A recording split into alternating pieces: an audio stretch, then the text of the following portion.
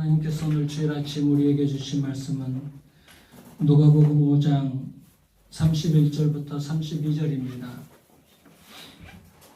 하나님께서 오늘 주일 아침 우리에게 주신 말씀은 누가복음 5장 31절부터 32절 말씀입니다. 큰 목소리로 봉독하시겠습니다. 시작. 예수께서 대답하여 이르시되 건강한 자에게는 의사가 쓸데없고 병든 자에게라야 쓸데있나니 내가 의인을 부르러 온 것이 아니요 죄인을 불러 회개시키러 왔노라. 아멘. 우리는 예수님께서 왜 이 땅에 오셨을까를 깊이 묵상해 봐야 됩니다. 예수님께서 왜 이 땅에 오셨을까를 깊이 묵상을 하다 보면은 우리의 죄 문제에 부딪히게 됩니다. 예수님께서 오신 목적은 인간의 먹을 양식의 문제, 또 인간의 의식주 문제 이런 것들을 해결해 주시기도 하시고 또 뭐 교육의 문제, 또 소외된 자들과 친구가 돼 주시는 것 이런 사명도 감당하셨지만은 가장 근본적인 문제는 뭐냐면 인간의 죄 문제를 해결해 주시러 오셨어요. 그래서 우리가 죄 문제를 가볍게 생각하면 안 돼요. 죄 문제를 항상 깊이 묵상해야 됩니다. 그렇지 않으면 우리는 예수님과 관계없는 삶을 살 수밖에 없어요. 예수님을 필요로 하지 않는 삶을 살 수밖에 없습니다.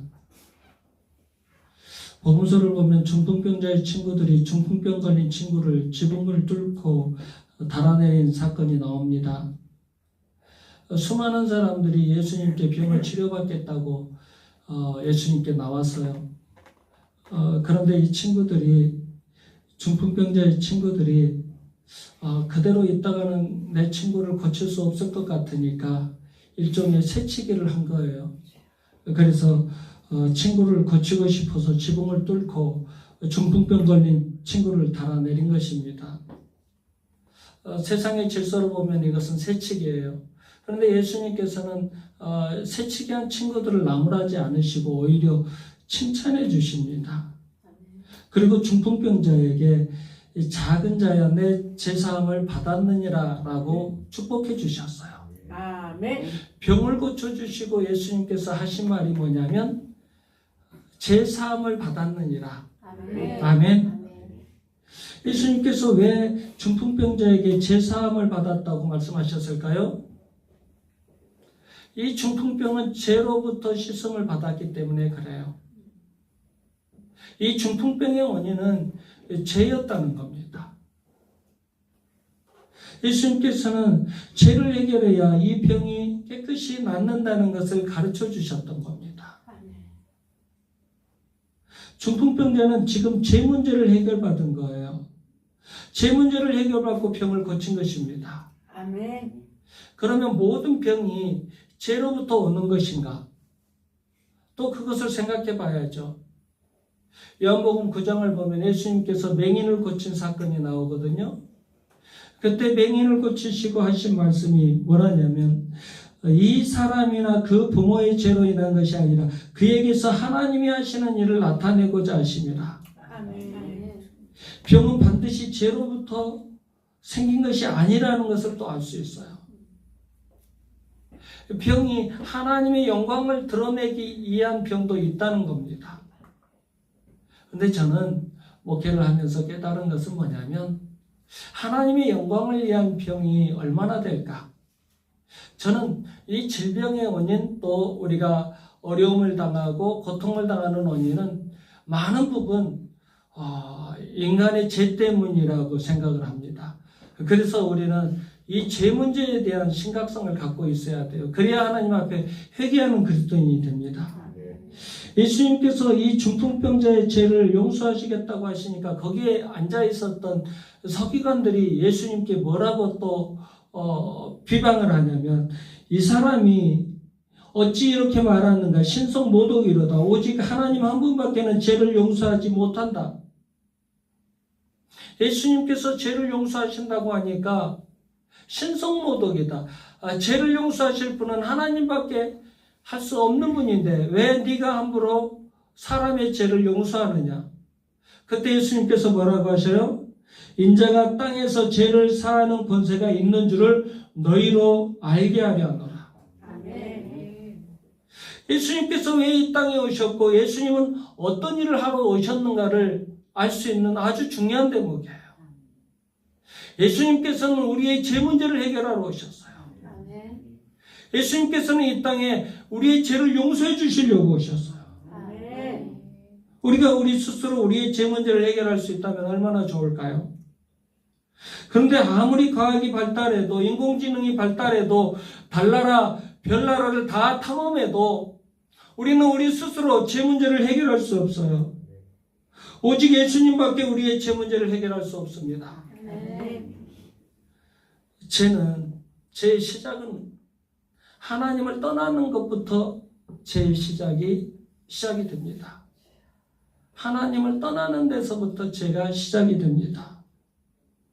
죄는 하나님의 절대적인 기준을 거부하고 하나님의 절대적인 말씀, 절대적인 명령을 거부하고 그 모든 것의 최우선을 나를 최우선에 둬요.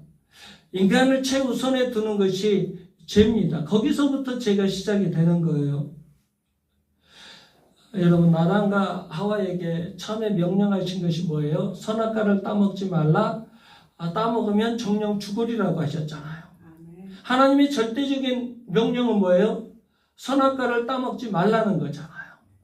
하나님의 절대적인 기준은 선악과를 따먹지 말라는 겁니다.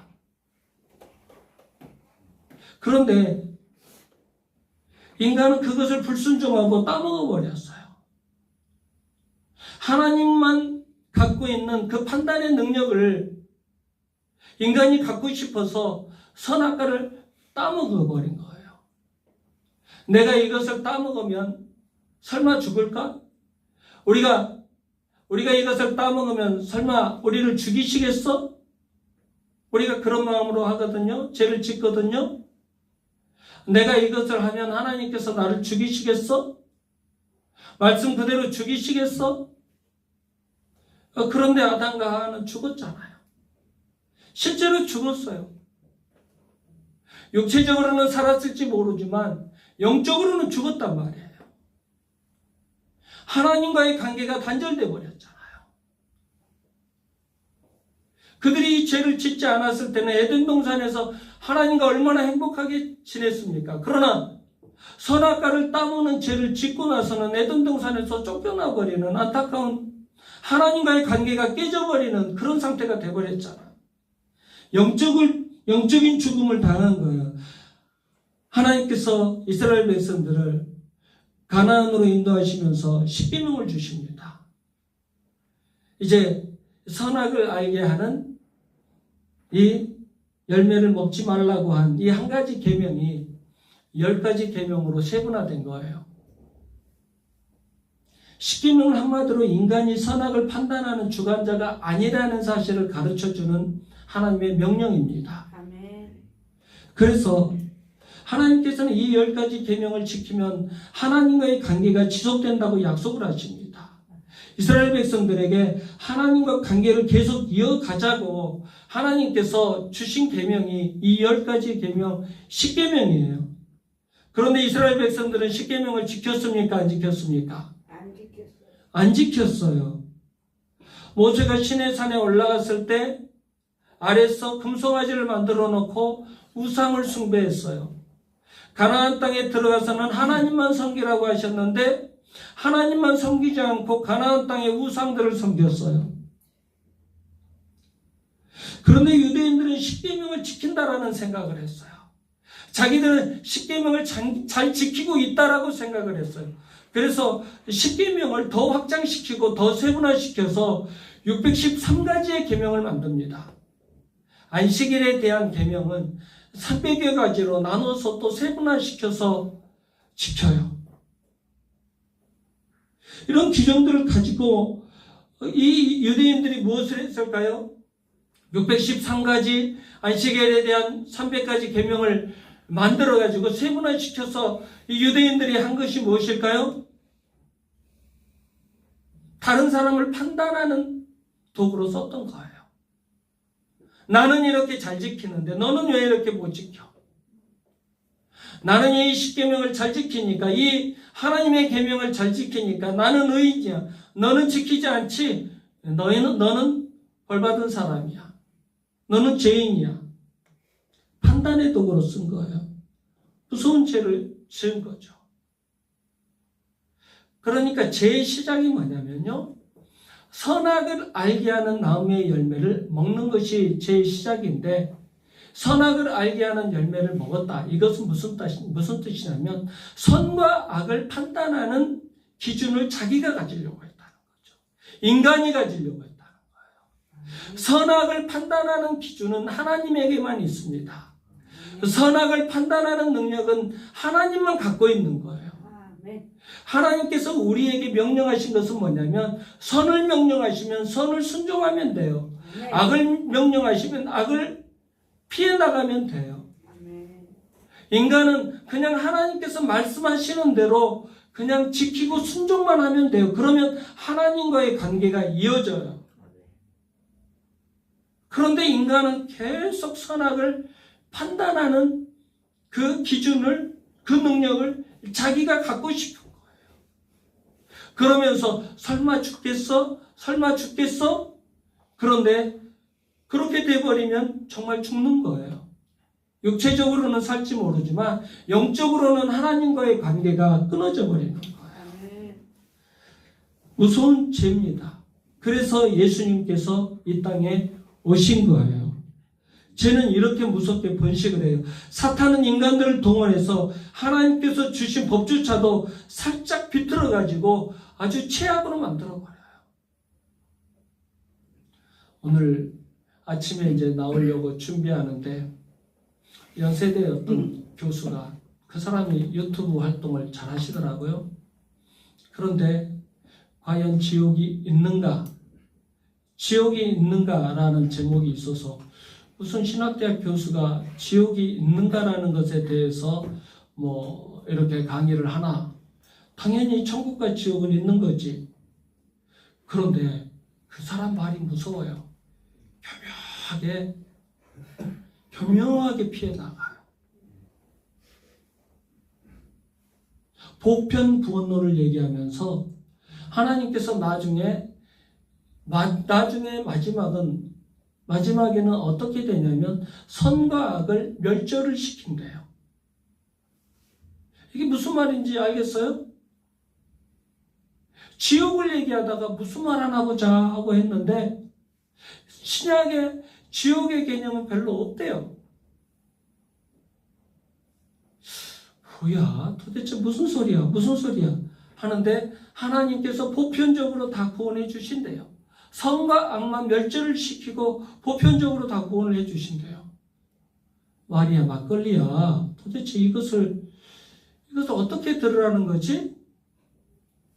인간들이 이렇게 교만해요. 하나님께서 말씀하신 것을 그대로 받아들이려고 하지를 않아요. 그러니까 두려움이 없는 거예요. 살짝 비틀어가지고 교묘하게 해석을 해버려요. 최악으로 만들어버려요. 그래서 사탄은 인간들을 통해서 하나님의 법을 살짝 비틀어가지고 판단하는 어떤 도구로 써버려요. 지켜라. 계속 지켜라. 너는 완벽하게 지킬 수 있어. 더 철저히 지켜. 남보다 더 철저히 지켜. 더 철저히 지켜야 된다. 그렇게 속삭이면서 인간의 마음에 선과 악을 판단하는 마음을 집어 넣어버려요. 그러면 인간들은 어느 순간에 어떻게 되냐면, 내가 너보다 더 나아. 너는 그거 못 지키잖아. 나는 하나님의 말씀 잘 지키거든. 내가 오라. 너는 틀렸어. 판단하는 도구가 돼버려요. 사탄에게 지배를 당해서 그런 거예요. 하나님께서 이렇게 처참하게 무너져 내리는 인간들을 보시고 결정한 것이 있습니다. 그것이 무엇일까요? 예수 그리스도를 이 세상에 보내시기로 작정하신 거예요. 예수님이 이 세상에서 수많은 일을 감당하셨습니다. 병도 고쳐주시고 먹을 것도 만들어주시고 교육도 시켜주시고 소외받은 자들의 친구도 되어주셨습니다. 그러면 이 수많은 일들 중에서 예수님께서 하신 가장 크고 중요한 사역이 무엇일까요?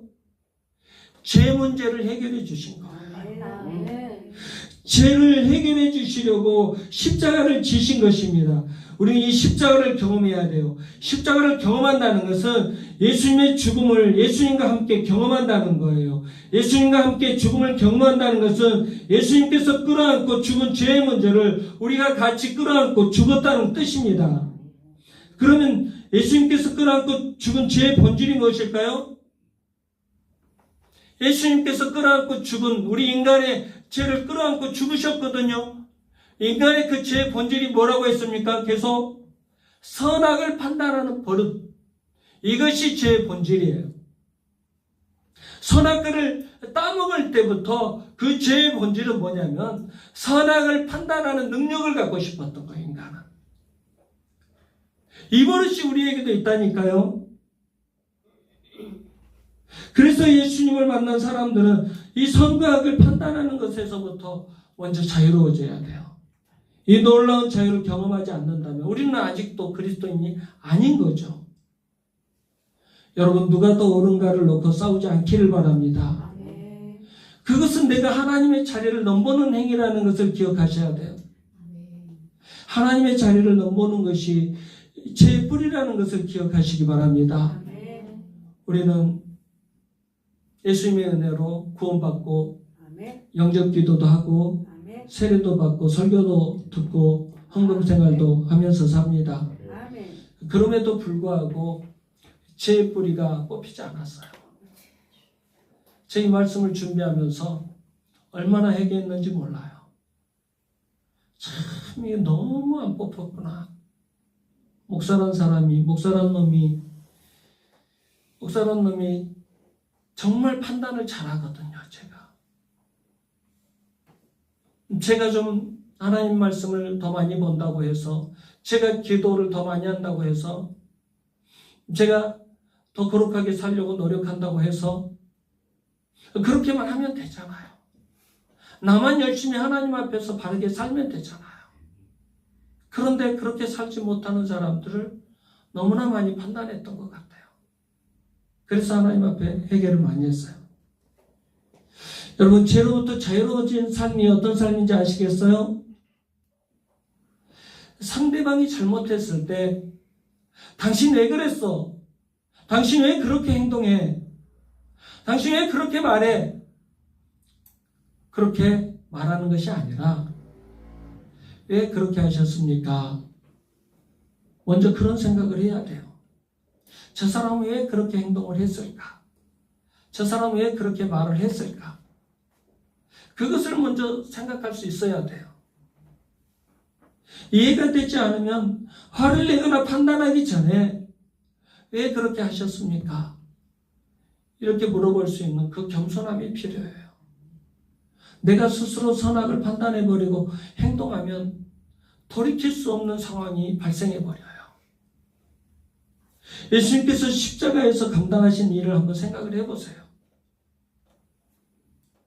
십자가 사건을 통해서 우리에게 주신 게 뭐예요? 용서함을 주셨잖아요. 예수님께서 십자가를 지시고 죄인된 우리를 용서해 주셨잖아요. 아멘. 아멘. 아멘. 그것을 생각해 보세요. 그러면 우리도 누구든지 다 용서할 수 있는 사람이 될 수 있어요. 예수님께서 만약에 선악의 기준으로 우리를 판단하고 심판하셨다면 우리는 어떻게 됐을까요? 수백 번 죽어야 돼요. 수천 번 죽어야 돼요. 수만 번, 수억 번도 더 죽어야 돼요. 선악의 기준으로 우리를 판단하셨으면 우리는 그렇게 죽어도 마땅한 죄인일 뿐인 거예요. 우리는 예수님의 십자가의 사랑으로 용서를 받은 사람들입니다. 예수님의 피값으로 용서받은 사람이에요. 아멘. 그런 사람들인데 상대방의 잘못을 용서하지 못한다는 것은 말이 안 되는 거죠. 예수님 당시 바리새인들도 우리와 똑같았어요. 바리새인들은 자기들만큼 하나님을 사랑하고 말씀을 잘 지키고 기도를 열심히 하고 바르게 산 사람들이 없다라고 생각을 했어요. 그래서 자기들 같이 살지 못하는 사람들을 보고 함부로 비판하고 판단했습니다. 정죄했습니다. 그야말로 용서를 모르는 삶을 산 거예요. 요즘 한국 교회가 교회에서 직분자들을 세울 때 어떤 기준으로 직분을 세웁니까? 신앙이 좋은 사람들을 기준으로 직분을 세웁니까? 돈을 많이 가지고 온 사람들을 기준으로 해서 직분을 세웁니까? 돈 많이 가지고 온 사람들을 정말 그 신문에 나왔어요. 어떤 분들이 정말 신앙은 좋은데 권사 되는데 2천만 원 내라고 해서 직분을 포기해야 되는 그런 상황이 오고, 장로 되는데 3천만 원 내라고 해서 직분을 포기해야 되는 그런 상황이 오는 교회들도 있더라고요. 그게 신문에 나왔어요. 그런데 그것이 신문에서 얘기하는 것뿐만이 아니라 실제적으로 그래요. 실제적으로 저희 누나와 매형도 포기했어요. 권사 되는 거, 장로 되는 거 포기하셨어요. 그냥 그렇게 감당할 수 없는 사람들도 있단 말이에요. 그러니까 교회를 다니고 헌금 생활을 좀 많이 하면 그 사람을 믿음이 좋은 사람이라고 평가해주고 또 직분자로 세워줍니다. 그런데 그런 사람들이 직분자로 모여서 하는 일이 뭐냐면 걸핏하면 싸우고 험담하고 분열하고 갈등하고 판단해서 다 그런 일들이 나오는 거죠. 예수님께서 이런 모습을 보시면 어떻게 생각하실까요? 교회에서는 그럴듯한 모습으로 양복 입고 다니면서 신앙생활 하는데 그 속에 들어가 보면 용서가 없어요. 사랑이 없어요. 싸우고 험담하고 고소하고 고발하는 그런 일들이 비일비재해요. 하나님께서 그런 사람들을 믿음이 좋은 사람이라고 인정해 주실까요? 우리의 삶이 아직도 이런 삶에 얽매여 있다면 우리는 아직도 예수님을 만나지 못한 사람들이에요. 이런 모습으로 계속 교회를 다닌다면 예수님을 믿는 사람들이 아니에요. 이런 모습으로 사는데 그것이 죄인지도 모른다면 그 사람은 구원받은 사람이 아니죠. 예수님께 나와서 회개하시고 기도하시기 바랍니다. 내 죄를 낱낱이 드러내고 회개하시기 바랍니다. 그리고 주님께서 용서하신 것을 확인하시고 온전히 믿으시기 바랍니다. 그것이 구원입니다.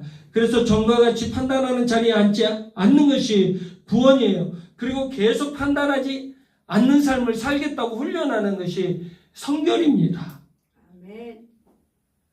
그 모든 판단과 심판은 하나님께 맡기시기 바랍니다. 교회 공동체 안에는 은근히 서로 상처를 주고 상처를 받는 일이 너무나 많아요. 하나님을 섬긴다고 하면서도 서로 가슴 아프게 하는 일들이 너무나 많아요. 여러분 쑥스러우시겠지만 저를 따라서 해주시기 바랍니다. 서로를 보면서 저를 따라서 해주시기 바랍니다. 미안합니다. 용서해 주세요. 판단했던 것 잘못했습니다. 판단하지 않겠습니다. 판단하는 교회가 아니라 용서하고 사랑하는 우리 수영교회가 되기를 간절히 소망합니다. 우리는 예수님의 죽으심에 참여한 사람들입니다. 피와 살에 동참한 공동체입니다. 그래서 우리는 누구든지 판단하면 안 돼요. 눈이 코를 판단하고 없어져 버렸으면 좋겠다 하면 어떻게 되겠어요? 눈이 코한테 너는 나쁜 놈이야, 너는 잘못된 놈이야, 너 없어져 버렸으면 좋겠다 하고 그렇게 말하면 코가 없어버리면 어떻게 되겠어요? 손이 발한테 너 나쁜 놈이야, 너는 하나님의 말씀에 순종도 안 한 놈이야, 너는 없어져 버렸으면 좋겠다 그렇게 말하면 어떻게 되겠어요? 한 지체가 우리는 예수님 안에서 제 문제를 해결받은 공동체예요. 그것이 바로 교회예요. 아멘. 우리는 항상 제 본질에 대해서 심각하게 묵상을 해야 돼요. 제 문제를 묵상하지 않으면 예수님이 필요 없는 신앙생활을 하게 돼요. 제 문제를 생각하지 않는 사람들은 신앙의 깊이가 깊어지지 않아요. 예수, 제 십자가 이런 설교 좀 하지 마세요. 그러는데 여러분들 다 놓쳐도 이 부분만은 잡아야 돼요. 다 놓쳐도 우리가 죄 용서받고 천국 가야 된다는 이 부분만은 붙잡아야 돼요. 아멘. 우리 예수님 없으면, 그리고 이 죄 문제를 해결하지 않으면 우리는 예수님과 관계없는 신앙생활을 한다니까요. 죄를 지었을 때 누구에게 용서해달라고 기도하겠어요? 죄 문제를 심각하게 생각을 해야 언제든지 예수님을 묵상할 수 있어요. 그런데 우리 한국교회는요, 세례를 한 번 받으면 그 이후로는 자기 죄를 들여다보지 않는 습성이 있어요. 세례를 받으면 제가 용서받았다고 그냥 면죄부를 주는 듯한 그런 인상이 있어요. 그러니까 목사들도 바람도 피워도 하나님께서 용서해 주셨다고 떳떳하게 막 얘기하고 누구를 막 조롱하는 것 같아요. 성도들도 잘못해도 자기도 하나님께서 용서해 주셨다고 무슨 배짱으로 막 그러는지 모르겠어요. 이런 건 다 구원파 식구원론이에요. 한국교회는 대부분 이 구원파 식구원론에 빠져 있어요. 세례받고 신앙생활하면 죄에 대해서 더 민감해지는 거예요. 죄가 더 크게 느껴지는 거예요. 그것이 바로 그리스도인의 삶이에요. 그것이 바로 성결한 그리스도인의 삶이에요. 세례받고 나면 우리는 정말 우리의 죄 때문에 예수님께서 이 죄 때문에 예수님께서 십자가에서 죽으셨구나. 나는 이 죄를 반복해서 짓지 않아야 되겠구나 하고 고민하게 되어 있어요. 어떤 사람은 그토록 좋아했던 술, 담배가 냄새도 맡기 싫어질 만큼 싫어졌다고 합니다. 어떤 사람 카페 생활했던 사람이 그 생활을 완전히 버리고 온전한 삶으로 변화되었다고 간증합니다. 어떤 사람은 과거에 무당이었는데 오직 하나님만 섬기는 섬기는 사람으로 변화되었다고 간증을 해요. 예수 믿고 세례받으면 자기의 과거의 죄가 너무 더럽고 역겹게 느껴지는 거예요. 민감해지는 거예요. 그리고 다른 사람의 죄에 대해서 민감했던 내가 이제는 내 죄에 대해서 더 민감해지고 회개하게 되는 거예요. 이런 사람이 바로 성결의 구원을 이룬 온전한 그리스도인입니다. 죄인의 특징이 뭐예요? 죄인의 특징은 자기가 죄인인 줄 모른다는 거예요. 두 번째, 자기의 죄의 냄새를 맡지 못합니다. 어떤 죄를 짓고 사는지를 몰라요. 세 번째, 다른 사람을 함부로 판단합니다. 네 번째, 서로 다투고 갈등합니다. 사탄은 계속 우리에게 죄를 심어요. 그 이유가 뭐냐면 가장 먼저 하나님과 우리를 분열시키기 위해서 그래요. 하나님과 우리를 분열시킨 다음에는 사람들 사이에서 갈등을 일으키고 또 분열을 시켜요. 서로 미워하게 하고 저주하게 하고 죽이기까지 하게 해요. 사탄 가룟 유다에게 예수님을 팔아버릴 생각을 심었어요. 사탄은 이렇게 죄를 뿌리고 다니면서 하나님과 사람들 사이를 끊임없이 분열을 시켜요. 끊임없이 판단하게 합니다. 판단하지 마세요. 판단은 분별과는 달라요. 분별은 해야 돼요. 교회 이단이 들어오면 분별할 수 있어야죠. 악한 영이 묻어있는 사람을 보면 분별할 수 있어야죠. 그래야 건강한 교회로 세워지고 그래야 건강한 성도로 만들어지는 거죠. 이 분별과 판단은 다른 거예요. 그런데 사탄은 분별이 아니라 판단을 하게 해요. 저 사람 왜 저래? 왜 성경 안 읽어? 왜 기도 안 해? 예배 안 드려? 왜 헌금 안 해? 자꾸 판단하게 해요. 끊임없이 판단하고 정죄합니다. 그게 사탄이 하는 역할이에요. 사람들 속에 들어와서 그렇게 해요. 그러니까 우리는 하나님의 말씀을 가지고도 계속 사탄한테 농락을 당하면 계속 판단하는 도구가 돼서 쓰임을 받아요. 이런 사람의 특징은 자기 안에 있는 죄를 보지 못한다는 거예요. 온통 다른 사람과 다른 환경만 탓해요. 그래서 그 사람이 가는 곳마다 갈등이 일어나요. 분열이 일어나요. 이런 사람들에게 예수님께서 말씀하십니다. 오늘 본문 다시 한번 읽겠습니다. 누가복음 5장 31절 32절 시작. 예수께서 대답하여 이르시되 건강한 자에게는 병든 자에게는 내가 의인을 부르러 온 것이 아니요 죄인을 불러 회개시키러 왔노라. 아멘. 우리는 모두 용서받은 죄인일 뿐이라는 사실을 기억하시기 바랍니다. 그래서 우리는 날마다 내가 죄인이라는 사실을 인식하고 있어야 돼요. 그래야 깨어있을 수 있어요. 사탄은 구원받았다고 하는 사람들에게도 계속 죄를 뿌리고 다녀요. 그리스도인의 최고 관심은 바로 이 부분이에요. 자신의 이익을 위한 추구가 아니라 죄에 대한 민감함을 가지고 성결의 과정을 계속 살아내는 겁니다. 이것이 바로 구원을 이루는 삶이에요.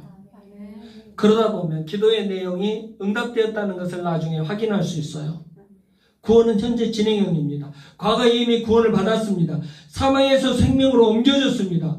그런데 성결의 과정에 들어오면 죄에 대해서 훨씬 더 민감해져요. 그래서 날마다 죄와 피 흘리기까지 싸우는 거예요. 여러분들이 이 말씀을 정말 저는 이 말씀이 여러분들에게 좀 실감나게 해드리고 싶어요. 내가 정말 죄와 피 흘리기까지 싸우는 사람인가? 여러분들이 이 말씀을 좀 붙잡고 살았으면 좋겠어요. 죄가 들어오면 죄된 생각이 들어오고 또 죄된 말을 하고 죄된 행동을 하면 정말 하나님께서 싫어하실 텐데 이거는 하나님의 말씀에서 어긋난 건데 내가 왜 이렇게 살고 있지? 내가 왜 이렇게 생각을 하지? 왜 이렇게 말을 하지? 왜 이렇게 행동을 하지?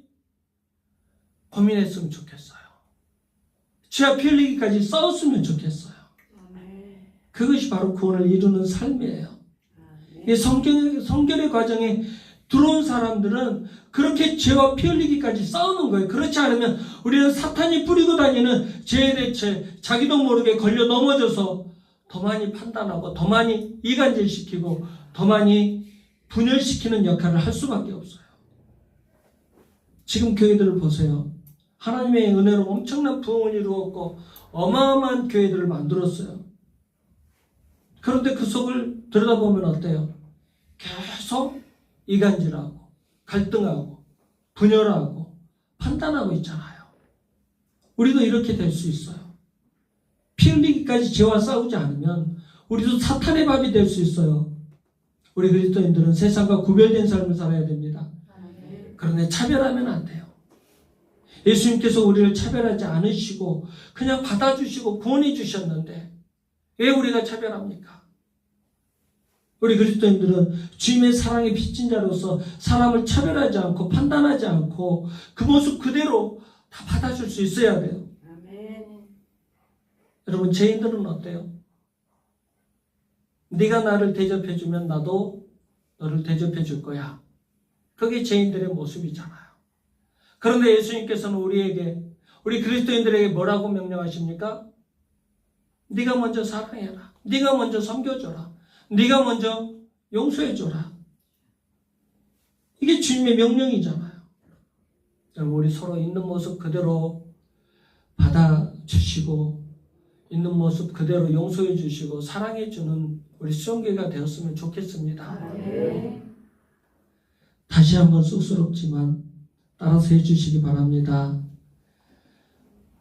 성도님이 있어서 행복합니다. 성도님이 있어서 행복합니다. 성도님과 함께 예배드려서 감사합니다.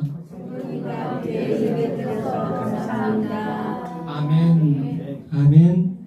이렇게 인정해드리고 사랑해 주시기 바랍니다. 그런 공동체가 되기 원합니다. 신앙생활 잘못 배우면 교만에 빠지기 쉬워요. 자기가 특별한 의인이나 된 줄 알고 다른 사람을 판단하고 정죄합니다. 혹시 이런 모습에 빠져 있다면 하루속히 돌이키시기 바랍니다. 판단의 자리에서 벗어나서 용서와 사랑의 자리로 옮기시길 주님의 이름으로 축원합니다. 기도하겠습니다. 하나님 아버지, 예수 그리스도의 피값으로 만들어주신 우리 수정교회에서 함께 예배하게 하시니 진심으로 감사드립니다. 주님의 귀하신 은혜로 한 사람 한 사람을 불러 모아주시고 서로 사랑하며 주님의 몸된 교회 수정교회를 세워가라고 사명을 주셨는데 우리는 사랑하기는커녕 비판하고 정죄하는 일에 앞장섰습니다. 내가 예수님의 사랑을 입은 자로서 사랑과 용서를 실천했어야 하는데 시기하고 질투하며 사탄의 앞잡이로 살았습니다. 예수님 긍휼히 여겨주시고 용서하여 주시옵소서. 그 누가 보더라도 수종교회 성도들은 예수님의 사랑을 아는 사람들이야. 그 누가 보더라도 수종교회 성도들은 예수님의 십자가의 은혜를 체험한 사람들이야 라고 인정할 수밖에 없는 그런 예수님의 모습을 닮아가는 우리 수정교회가 되기를 간절히 소망합니다. 내가 먼저 손 내밀 수 있는 용기를 주시옵소서. 분열이 있는 곳에 화합을 만들어내는 일꾼들이 되게 하여 주시옵소서. 판단의 자리를 벗어나서 용서와 사랑을 전하는 우리 수정교회 공동체가 되게 하여 주시옵소서. 예수 그리스도의 귀하신 이름으로 기도드리옵나이다. 아멘.